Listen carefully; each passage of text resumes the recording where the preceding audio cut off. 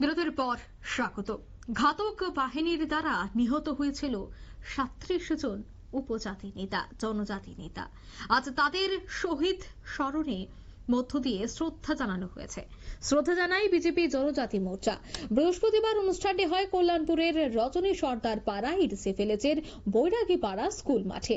প্রধান বক্তা হিসেবে উপস্থিত ছিলেন এমডিসি বিদ্যুৎ দেববর্মা। এছাড়া উপস্থিত ছিলেন ব্লক চেয়ারম্যান সোমেন গোপ, কল্যাণপুর মন্ডল সভাপতি নিতাই বল, খোয়াই জেলা বিজেপির সভাপতি বিনয় দেববর্মা, ব্লক উপদেষ্টা কমিটির চেয়ারম্যান ইন্দ্রাণী দেববর্মা, বিজেপি নেতা পূর্ণেন্দু ভট্টাচার্য, সরস্বতী দেবনাথ ছাড়াও জনজাতি মোর্চার নেতারা। বিধায়ক পিনাকি দাস চৌধুরী রাজ্যের বাইরে থাকার তিনি সভায় উপস্থিত থাকতে পারেননি। তবে বক্তারা বর্তমানে সরকার এই উন্নয়নমুখী কাজকর্মের প্রশংসার পাশাপাশি বলেন যে এমন একটা হত্যাকাণ্ড যেন আর না ঘটে।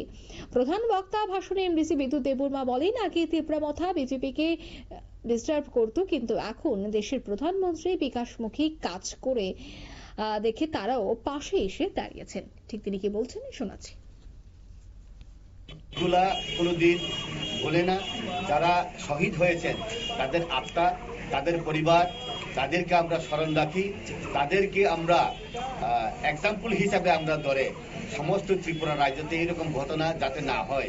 এখন সবচেয়ে এক্সাম্পল এটাই, ভারতীয় জনতা পার্টি যে এখন আমাদের আদরণীয় মুখ্যমন্ত্রী, ওনার প্রথম থেকে এখন পর্যন্ত নির্বাচন থেকে শুরু করে নির্বাচন আগে পর্যন্ত সবচেয়ে ত্রিপুরাতে এখন free and fair election, peaceful, Dharmanagar থেকে সাবরু পর্যন্ত এটা নজিরবিহীন। ইভেন লাস্ট অ্যাসেম্বলি ইলেকশনে বিরোধী দল পর্যন্ত স্বীকার করতে হয়েছে ফ্রি অ্যান্ড ফেয়ার ইলেকশন হয়েছে। এইটাই এক্সাম্পল।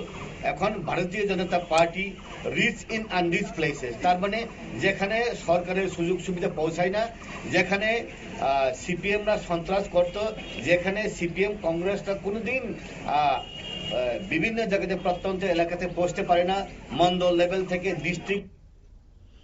আপনারা শুনলেন এমডিসি বিদ্যুৎ দেববর্মার বক্তব্য। খোয়াই জেলার কল্যাণপুরের বৈরাগী মাঠে অনুষ্ঠানের আয়োজন করা হয়েছে। বিজেপি জনজাতি মোর্চা মন্ডল কমিটির উদ্যোগেই এই অনুষ্ঠান, শহীদ স্মরণে সমাবেশ। নিয়ে নিচে ছোট্ট একটি বিজ্ঞাপন, বিরতির সঙ্গে থাকুন।